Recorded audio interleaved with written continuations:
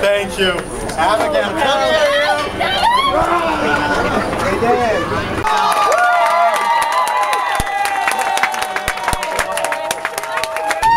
There are a million thank yous that I would like to give, but first and foremost, I want to thank and recognize my parents, my mom, Wendy, and my dad, Carl Sr. Wendy, I want you to do my hair.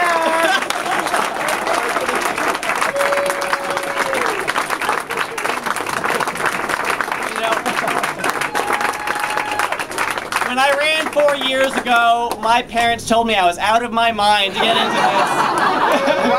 But, especially my Republican father.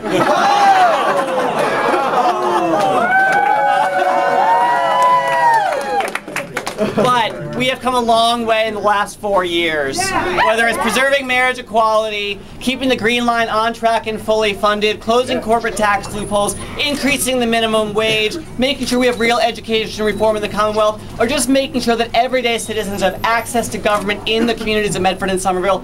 I am proud of what we have done in the last 4 years.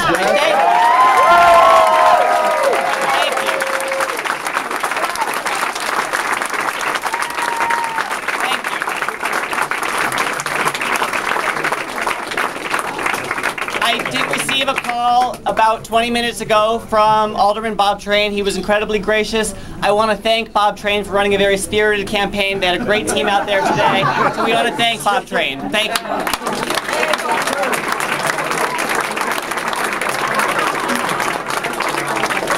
You know, when I ran 4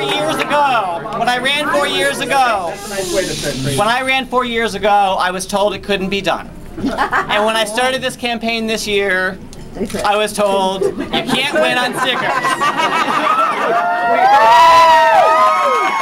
We heard the same thing. You may have said it. We proved the naysayers wrong 4 years ago, and we proved the naysayers wrong again today. And that is because of one simple fact.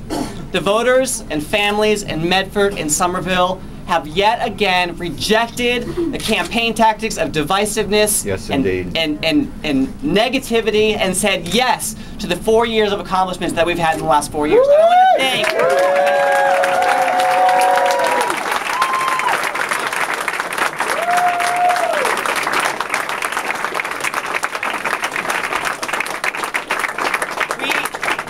we have now had 2 pretty amazing election days between 4 years ago and today. And I have to thank the hundreds and upon hundreds of people, so many of you that came out and did so much work this past summer, all day today, making sure that the voters knew what this election was about, knew how to vote with a sticker,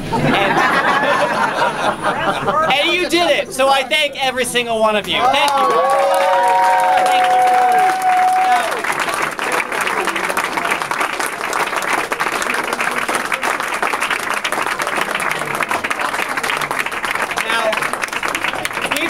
In the last 4 years, but there is a lot more work to be done, and I am so grateful to the families of Medford and Somerville and for all of your hard work here tonight to make sure that we have at least another 2 years to keep doing this work. There's so much.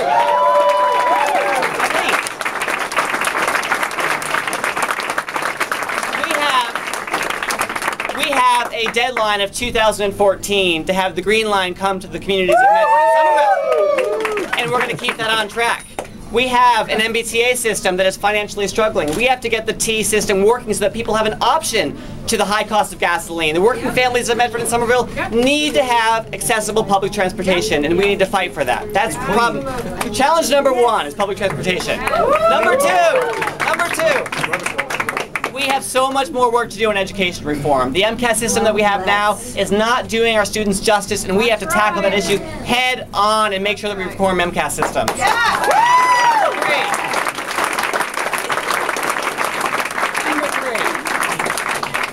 In my 4 years in the State House, we had some amazingly passionate debates around the civil rights issue of same-sex marriage. Some of the most amazing debates that legislators that have been there for 10, 20, and 30 years have ever seen in their entire lifetimes. That was a crowning moment for many of the folks at the State House to make sure that we protect civil rights. That work must continue, and not just for marriage equality, but for every single person's equality. And we have to make sure that we pass the non-discrimination and hate crimes law for the transgender brothers and sisters across the Commonwealth.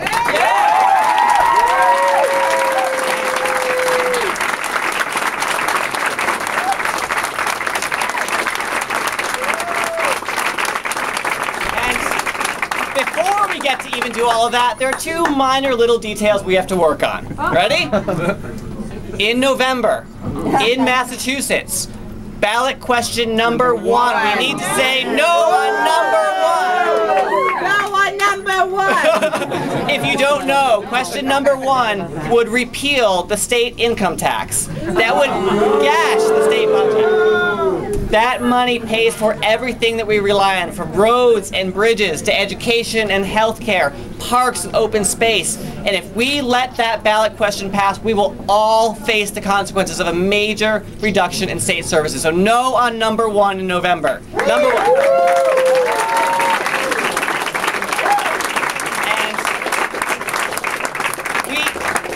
And if we proved anything here today, we proved that grassroots campaigning works.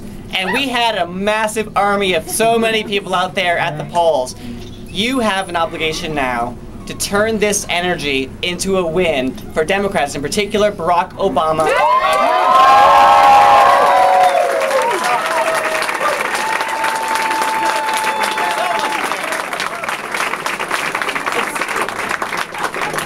If I can summarize this, I can tell you, when I started 4 years ago, I didn't know what it would be like to serve as a state rep.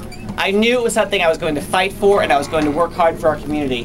What we've accomplished in the last 4 years tells me that this is something that I love doing, and I look forward to doing it for 2 more years. And I thank each and every one of you from the bottom of my heart, and on behalf of my family and our campaign team, for all of your work, all of your support, and I look forward to an election victory in November as well. Thank you, everyone.